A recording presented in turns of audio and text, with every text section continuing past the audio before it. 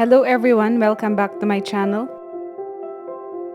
In this video, I would like to show to you a simple makeup routine that you can wear every day. Every day, starting with a clean face, I start by moisturizing my lips with any lip balm, lip shiner, or lip gloss. Next is I apply my Daily Defense Tinted Cream all over my face. You can apply your go-to foundation, BB cream, or CC cream. It's up to you. Whatever you found suitable for your skin, you can apply. I apply a thin layer of the cream and spread it all over my face. I prefer using my fingers in spreading the DD cream on my face. I usually apply in a circular motion, an upward motion, giving a gentle massage all over my face. When using your fingers, make sure your hands are sanitized. You can also use your foundation brush or makeup sponge in applying your foundation.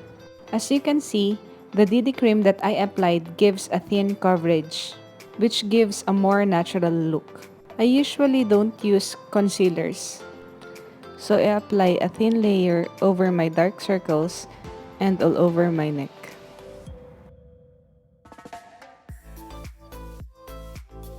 I also use it sometimes all over the lips. So just give it a minute or two just for the cream or foundation to set in. Thirdly, I apply my favorite cheek tint.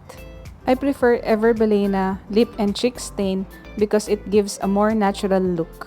You can also use your preferred blush on, may it be a powder or a cream. I usually apply the cheek stain over the apples of my cheeks. Once again, using my fingers to apply and blend the cheek stain. Please take note to use the ring finger in applying any product on our face because this is considered the most gentle finger. Blend properly to remove harsh lines. Next is doing my eyebrows. You can use any brown pencil of your choice. I start by brushing my eyebrows in an upward motion. I usually don't do any dramatic change for my eyebrows. I just fill in the gaps.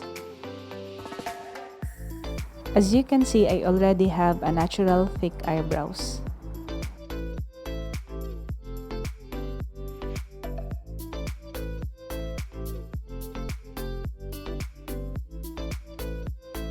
That's it for the eyebrows.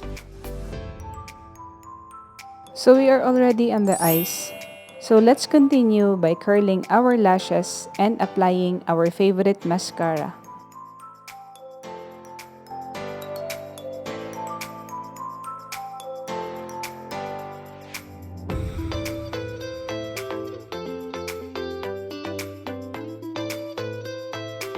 You can apply the mascara over the upper and lower lashes. You can apply the mascara back and forth until you reach the desired looks for your eyelashes.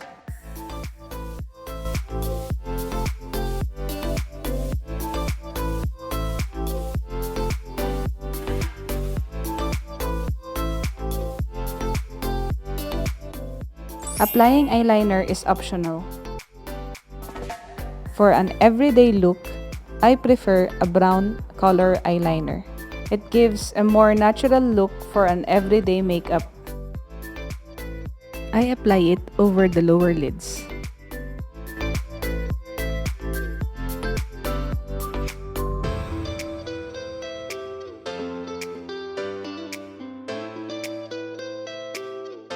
The next one is setting our makeup with a loose powder. I usually apply it over the dark circles of my eyes, all over the T-zones. This step will help set in the makeup. It will also prevent caking, especially when you use a foundation.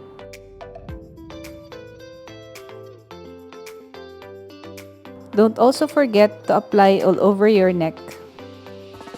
After applying the loose powder, using any fluffy brush, you can wipe off the excess products all over your face.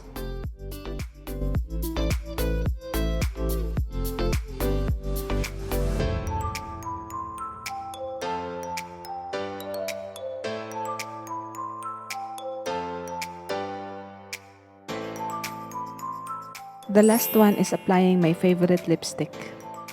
I apply a more natural looking color.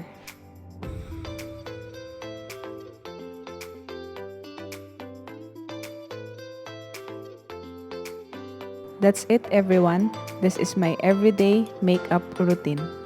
This is an easy and simple everyday makeup look. Products used will be listed down below. Complement the look with any hairstyle you want.